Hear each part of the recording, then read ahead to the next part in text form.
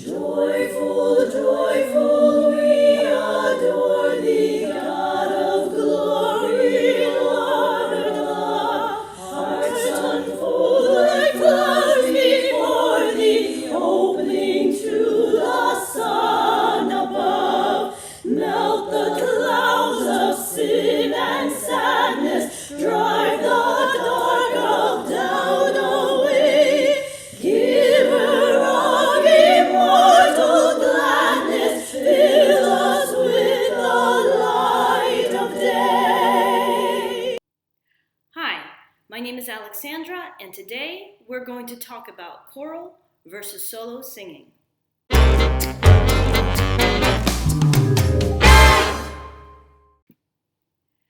So, the difference between choral and solo singing. I get this question a lot as a voice teacher because many of my students sing in choirs.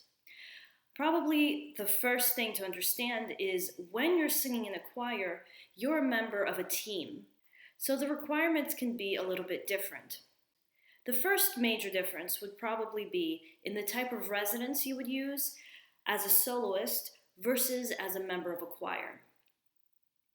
If you are a classically trained vocalist, you learn to sing with something called squillo in Italian, or singer's formant. This is a type of resonance that is designed to cut through an orchestra and reach the last row of the auditorium. So in a chorus, the opposite is required.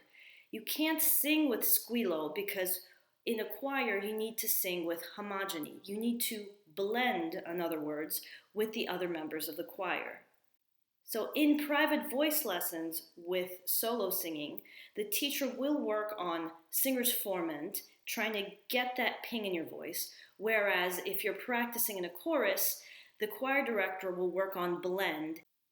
Another major distinction between choir singing and solo singing is range.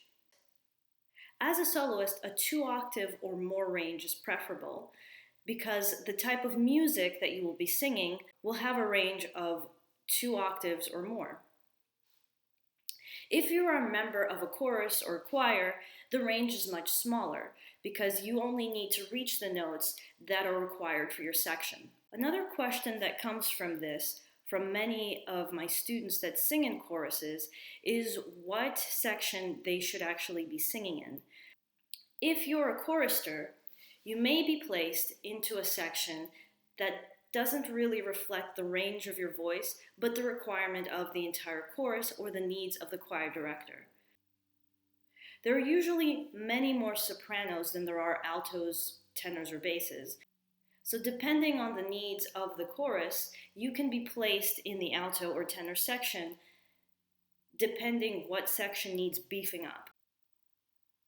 This means that when you go and study singing as a soloist, the section that you were originally put in choir may not necessarily reflect your range. Another important distinction is vibrato versus straight tone. As a classically trained vocalist, I sing with a lot of vibrato.